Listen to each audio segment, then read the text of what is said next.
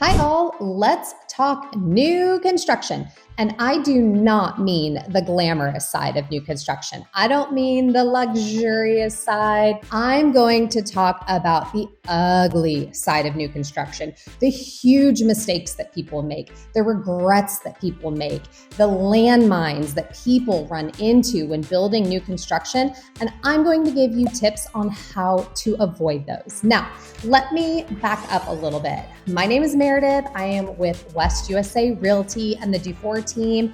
And my business partner / husband, Brandon, and I consider ourselves to be new construction specialists. And you might be thinking, well, how does one become a new construction specialist? So here's a little story. So back when the Arizona market was just nuts, it was just saturated with these big box investment companies that were swooping in, paying cash for properties, overpaying, waiving all sorts of things that they could so that they could just get properties. And unfortunately, it was making the market impossible for the average buyer to get a home. And Brandon and I work with a lot of buyers, and this was really upsetting to us. So we regrouped and we strategized and we thought, well, how can we get our clients properties where they don't have to overpay or waive their inspection or do something, frankly, pretty nuts? And that's when we became new build specialists. So there wasn't that competition of getting outbid by big investment companies.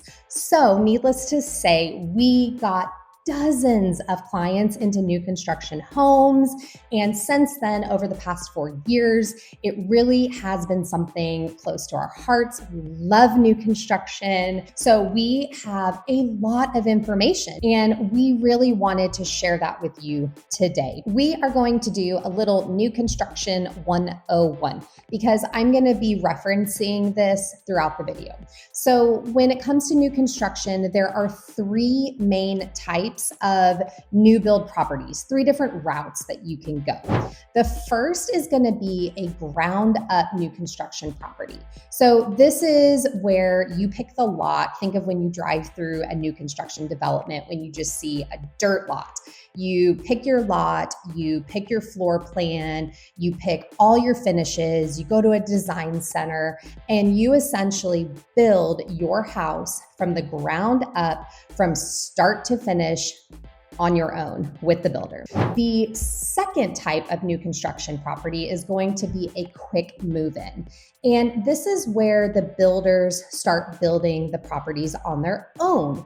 They team up with their own design center and pick out the finishes, the floor plans. They always make sure to do a variety throughout the neighborhood because nobody wants the same exact cookie cutter house right next door to itself. And the third type of new construction property is a turnkey property. So a lot of builders will complete a home from start to finish. If they don't have a buyer for it, then it goes on the market and it's a new construction home that is ready for somebody to buy. If you only have one major takeaway from this video today, I want it to be this, because this is also going to reinforce everything that I explain going forward and all the tips that we have to ensure you have a smooth process when building new construction. So here it is. At the end of the day, the builder works for the builder, and the builder represents the builder. They do not represent you. They do not work for you, even if they are building a house for you. All right, let's jump into some of the biggest mistakes you can make when building new construction and our tips on how to avoid those. So, in no particular order, the first huge mistake that we've seen countless people make, not our clients, but people that don't know what they're doing, is skipping the home inspections. So you might be thinking to yourself right now, well, Meredith, why would I need a home inspection? Doesn't the builder provide a home inspection? Don't we do a final walkthrough? Isn't that sufficient? It's a new house. Why could there be that many things wrong with it? Well, I hate to break it to you, but even a brand new home has tons of problems throughout the build process. So my point being, You cannot put your trust and your faith in the builder to tell you that your home is being built correctly. And they honestly don't want to share this information with you, but you are allowed to get your own outside third party home inspections done to ensure that everything's done correctly. And when you do these third party home inspections, anything that comes back that's not right, even if it's the smallest thing, you then have the right to go back to the builder and say, hey, XYZ was not done correctly. My home inspector took pictures. Here's what's wrong with it. Here's the report. And the builder cannot continue building that home until they rectify these issues. But I figured it would be best to bring in the expert. So I've got Tim O'Neill, who is one of the owners of Arizona Property Inspections. He's a new build specialist as well, and he is going to explain to you why it is so important to get your own home inspections and what type of home inspections you can get for new construction. Take it away, Tim. Hi, I'm Tim O'Neill with AZ Property Inspections. I'd like to speak to you today about brand new home construction. We inspect brand new houses every day. And people that buy brand new houses, they expect that they'll be to code. They'll be built to code. I have to be honest, most of what we see these days is just not that way. It is not to code. There are three real reasons you want to consider getting a home inspection by an independent company before you actually take possession of that house. Typically, most inspection companies have three inspections for a brand new build: a pre-drywall, a final inspection, which is when the house is done, everything's in, everything's on, and we're ready to do a full inspection on the house right before possession, and then the last one being a 1-year inspection. So getting back to the three reasons, first reason, framing. On pre-drywalls, we find so many times that the framing is not done correctly. That is the time to get with the builder and say, hey, this is what we found here in our independent inspection, and it has to be rectified before the drywall's up, because once it's up, it's done. You can't get to it anymore. And the second real reason, appliances. On a final home inspection, when the appliances are in, the utilities are on, we can check all that. And I'll tell you, I don't know if it's a COVID hangover or not, but we are finding so many houses that have appliances that are not working correctly. And they might start, but they might not end correctly. So really, appliances are a big deal these days. And then the last thing, missing insulation. We find that so often with on a 1-year inspection where the insulation is just missing. So those are three real reasons that you want to consider getting a home inspection before the house is actually completely built. I'd like to tell you a little bit about a brand new home I was inspecting not too long ago, a national builder. It was right out here in Gilbert, Arizona, and they had another inspector there while I was on the inspection for the buyers. It was a final inspection, so everything's on, everything's in, it's ready to do, we're ready to do a full inspection of this house. And the other inspector, I knew who he was, and I asked him, what are you doing there? And he said that he was there for the builder. I was like, oh, great. Okay. Turns out he was there for only about 10-15 minutes. I asked him afterwards what he actually found after that inspection. He said, oh, we found 3 or 4 things. Meanwhile, I had found 46 items on that house. And not being picky, not being nitpicking the house, but that's just a regular home inspection that can happen as an independent inspector. I'm there for the buyer. He was there for the builder. And so there's the main difference. In fact, he didn't even get up to the roof, which I found several items wrong up on the roof. And we have different people that we're working for. I'm there for the buyers, and we want to make sure that we find everything that is going on with that house. They can make an informed decision. Have a good day. We'll see you next time. Thanks, Tim. So everybody, please save yourself the headache and the potential of walking into huge landmines and huge expenses down the road with your new construction property, and get a home inspection, not through the builder. In the grand scheme of building a new build where you're spending hundreds of thousands of dollars, what's $1,000 more, a few $100s more to get a home inspection and make sure that it's done correctly? So on to the second huge mistake that we see people make when building new construction, and that is not talking to different lenders. So yes, most all builders have their own lenders that work with the builder. And many times if you use that lender, they've got great incentives and they entice you to use their lender. The sales force will give you a $10,000 seller concession or a credit that you can use at the design center, or maybe a lot premium upgrade. They can be completely different, and the builders determine these on their own with their lending companies. A lot of times it does make sense to use the builder's lender. I mean, I've seen some that have given away crazy incentives that working with an outside lender just wouldn't be able to beat. However, I have also seen many times where the builder and the builder's lender will advertise, hey, if you go with our lender, we'll give you a X amount of dollar credit that can be used at the design center. And buyers originally see that and they get really excited, because who wouldn't want a $5, $10, $15, $20,000 credit that they could use at the design center?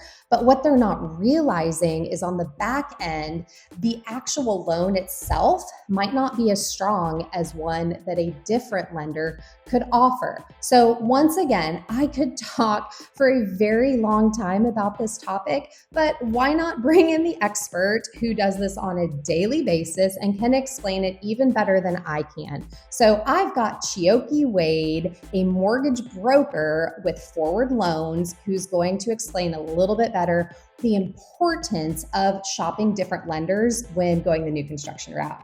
All right, Chioke. Being a broker is a huge benefit to you as a buyer, because our mortgage marketplace here at Forward Loans has over 60 lenders to choose from, which not only gives you access to wholesale pricing, aka lower interest rates, but also many products that the builder's lender just doesn't have access to. The other benefit is that we can also pre-approve you for not only a new build home, but you can also see what all of your options are for an existing home as well. The good news is my pre-approval letter is good for both options. So before you get out with Meredith and her team, it's always great to know all of your options before you get out and look at properties. Back to you, Meredith. Thanks, Chioke. That was very helpful information. And one other tip that I wanted to share with you guys that the builders usually don't share is you don't have to commit to which lender you're going to use anytime soon. A lot of times you go into the sales office, you find that perfect property, you're ready to move forward, and there's a lot of pressure. There's a lot of feelings of being rushed. They want you to make quick decisions, and you need to remember you do not have to. The only thing that you would maybe need to make kind of a rush decision on is if there was a specific lot that you wanted, or there was a specific home that you wanted and there were other people interested in it. That's where there is a little bit of sense of urgency. Take your time. Do not feel pressured. You are in the driver's seat. Do not let a builder make you feel otherwise. All right, moving on to our next huge mistake and our tip on how to rectify that. And I cannot stress this one enough. Here it is. Do not, under any circumstances, fall in love with a model. I've seen this time and time again. Don't get me wrong. The model homes are gorgeous. That's what they're there for. It's the showroom model. It's the show house. And the builder has put all the bells and whistles into that property because they want you to love it and they want you to buy one. But the problem is when you go in and you don't have a budget in mind and you fall in love with a model, the things that the builders don't tell you up front is that model is probably at least $100,000 more than the actual price point that they're telling you on that property. And the reason reason being are the upgrades. I cannot emphasize this enough. If you go the ground up new construction route, if you go quick move in or turnkey, you don't have to worry about this as much. Everything is an upgrade. I'm talking everything, things that you did not even think of. And there's a couple types of upgrades. There are structural upgrades, which that would be changing things within the floor plans. Some builders allow you to do this, some don't. An example of that would be giving the option of having a 3-car garage versus having a 2-car garage and getting an extra bedroom. Well, shocker, that usually comes with a price difference. The other types of upgrades are going to be the design upgrades. And this comes into play at the design center and what type of finishes you pick out. And unfortunately, the base models are usually pretty ugly. Now, not every builder, some builders' base models are a lot nicer than others, but they are the base model for a reason. They are basic. You can expect to get very plain flooring, really low end grade carpet, the really old school tile, the real small tiles with kind of the ugly color grout. You're going to get very basic bathrooms, no finishes, if hardly any finishes. Most of the time, appliances do not always come with a new construction property. Some do, some don't. Ceiling fans don't come with most new construction properties.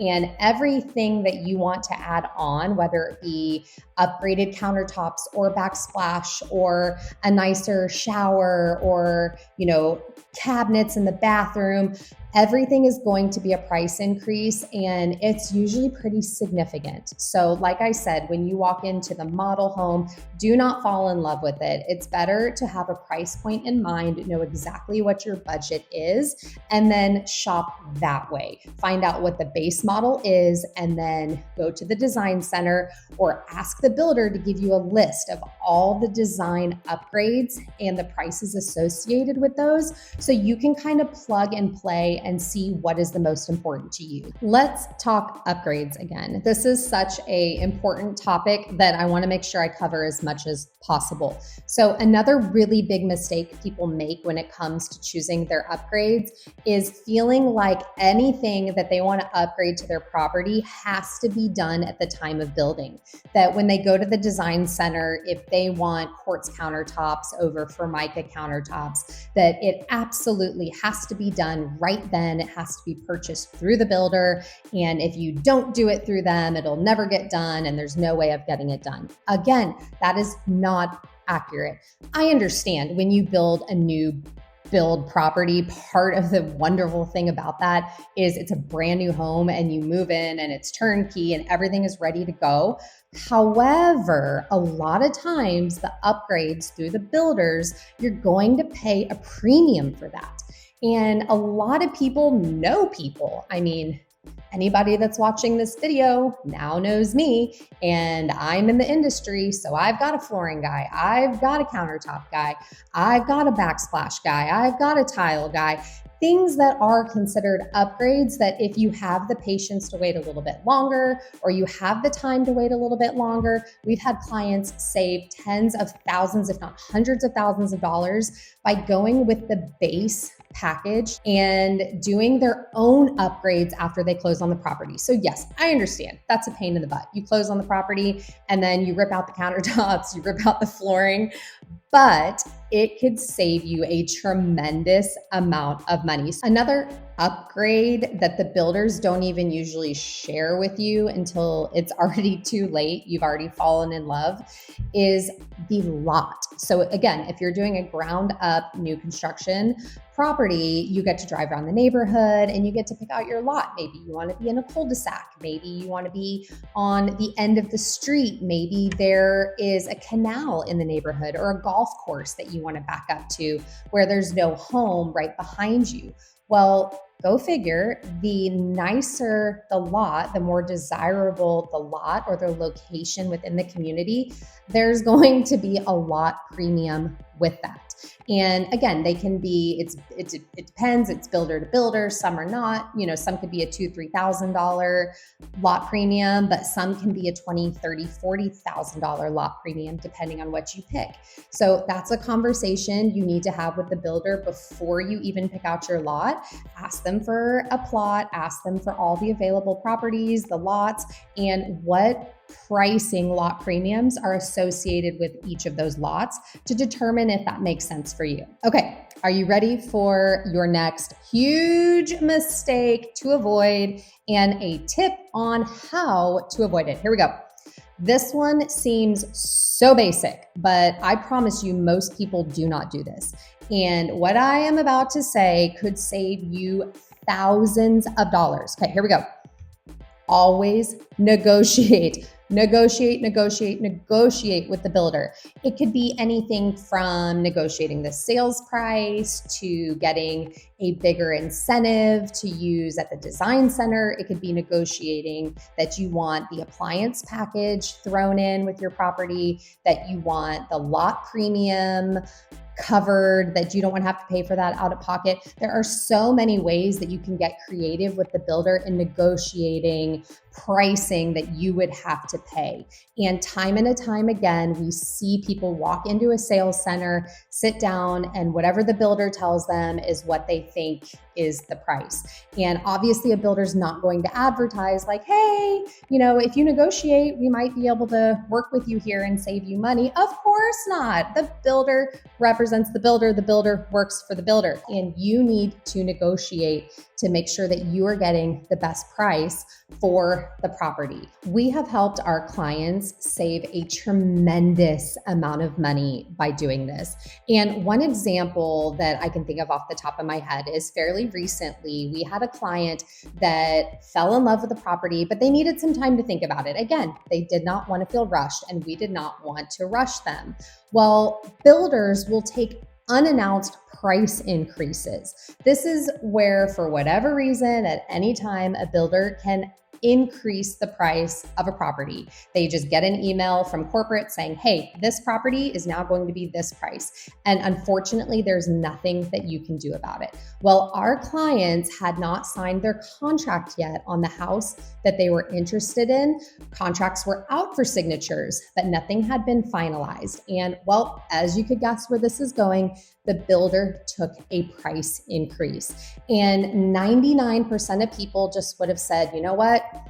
That really stinks. I now have to come up with an additional $10,000. This house yesterday cost me $490,000, but today it's $500,000. And well, nothing you can do about that. Wrong.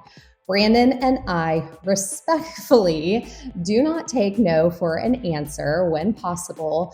And we used our connections to go up the chain with this particular builder because the sales rep was telling us there's nothing you can do about it. We took a price increase.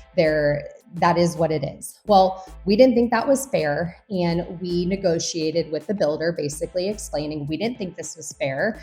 And we got our customer's price reversed to what it was the day before. And the sales rep even told Brandon and I, in his entire career working in new builds, he had never seen a builder reverse a price increase that they took.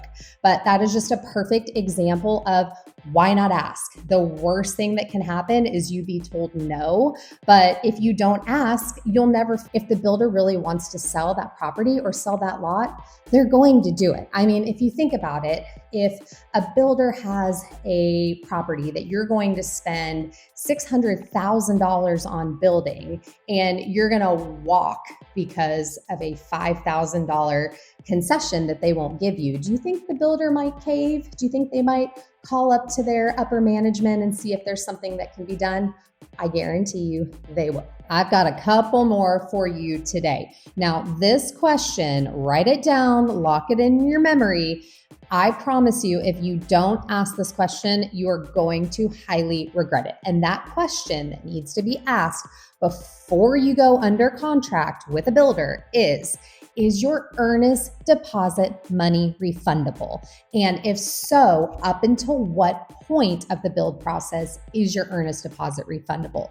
So your earnest deposit is, think of it as a good faith money that you have to bring to the table that you give to title once you go under contract. Now, it could be a dollar amount, it could be a percentage, and the builder comes up with that on their own. It could be $5,000, $10,000. We've seen as high as a $50,000 earnest deposit requirement. And basically, you sign a contract, you go under contract with a builder, and then you usually have about 2 or 3 days to get that earnest deposit money wired to title.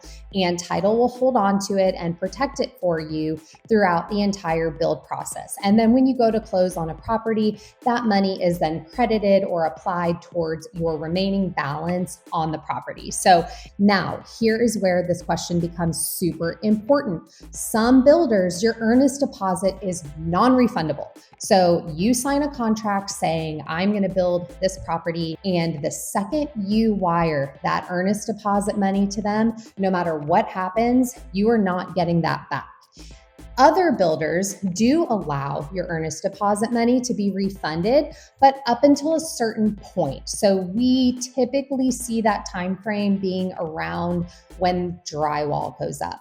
So you basically have a small window where you can still not fully commit to that property. And that's been really helpful when we've been working with clients that see a lot or a property that they want to buy, they want to build, but they also still kind of want to shop around. It's a great way that you can get your foot in the door, start building something, and then we can keep looking and see if anything better comes up. And if it does, as long as you are within that period that the builder tells you of your earnest deposit being refundable, you can tell them, hey, I've changed my mind for whatever reason. You do a cancellation contract, and then title will wire you your earnest money back. But if you do not ask that question and it is not refundable and something comes up and you have to walk away from the property, whether it be you changing your mind or you have to move for your job or your finances change, you are unfortunately out of that money, and that can be really devastating. Moving on, next huge mistake and tips on how to avoid it. Once again, this may seem super basic, but when you've waited 6 months, 9 months, a year and a half to move into a property, to move into your brand new construction home,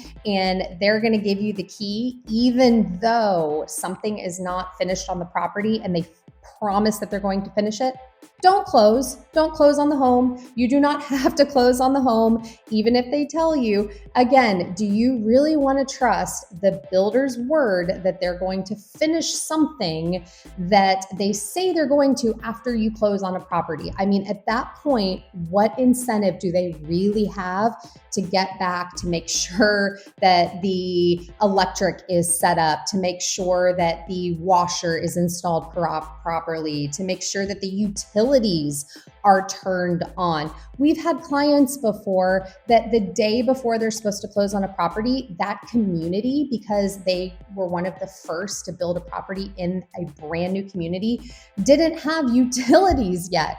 And the builder tried to tell our clients, it's okay, go ahead, close on the property. You know, the utility companies are going to be out tomorrow to get everything set up for you. No, you do not close and move into a property until it is finished, until utilities are set up.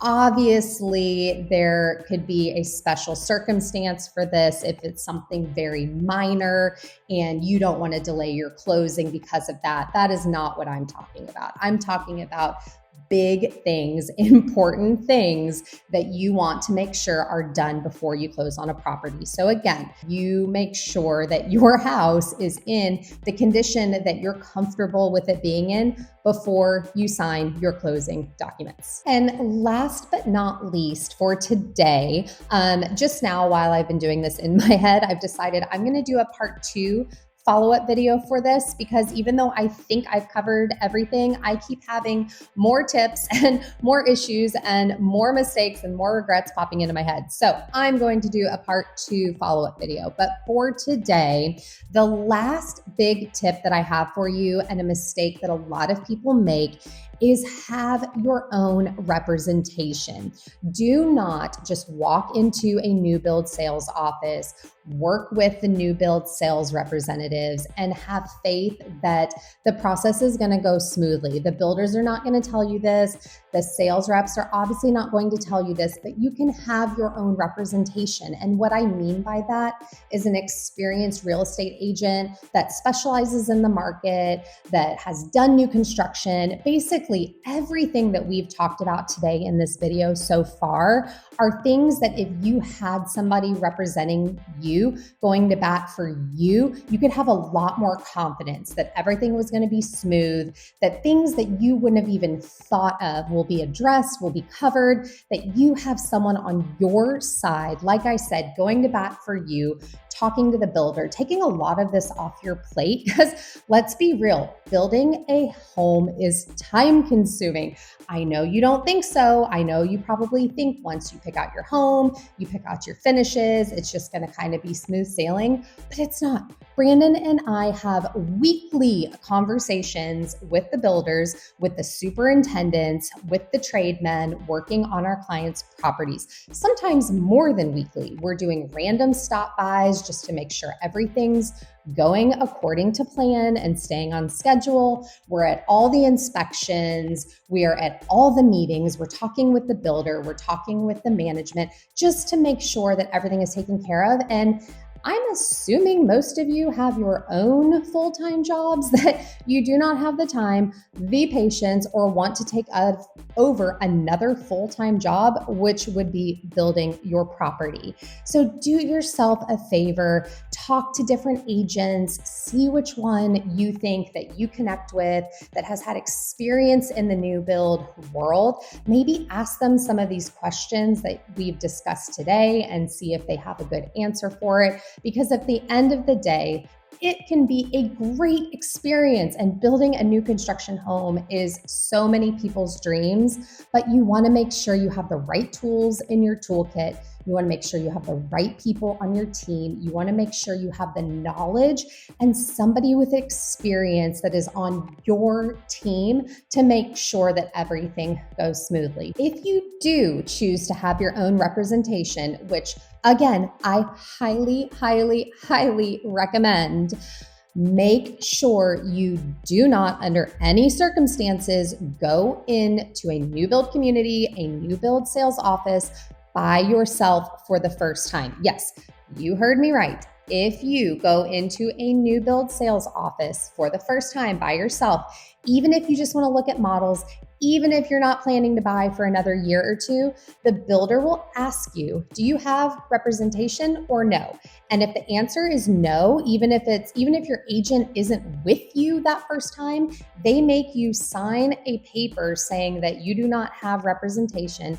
Even if you do, and you just didn't tell your agent, like, hey, I'm going to go drive around this neighborhood and check out this new build, and the builders will not let you have representation for the rest of the process. I mean, if that's not a little fishy to you, I don't really know what is. So make sure, if you are thinking of going the new construction route, talk to an agent first, get your own representation. The way Brandon and I do it is when we talk with our clients, we get all their requirements, everything that they're looking for in a new build, and then we send them the list of all the communities, all the homes that would check their boxes, fall within their price points, with pictures, informations, links, all that good stuff. Then they tell us, like, hey, I'm interested in A, B, C, D, and E communities. And then we pick a day and we go together, we walk through all the models, we tour the homes. And then going forward after that, if you want to go back and look at them a million times on your own, you're totally welcome to. But that very first visit, if you want representation and they're not with you on the very first visit, a builder will not let you work together. Keep that in mind. So I hope you found this helpful. I hope that this helps even just one person avoid a catastrophic landmine that could cost you tens of thousands of dollars. I mean, the horror stories that we've seen and heard are just devastating. So we really hope that this helped you guys. If you would like to see more content like this or something similar, go ahead and subscribe. Leave us a comment on what you found helpful. If there was anything in here that really surprised you, I do this every day, so it seems pretty common to me, but every time I share this information, it blows people's minds. So I hope you had a good, informative time watching this video. Leave us a comment on what you would like to see from us next, because the DuFour team wants to know what we can do for you.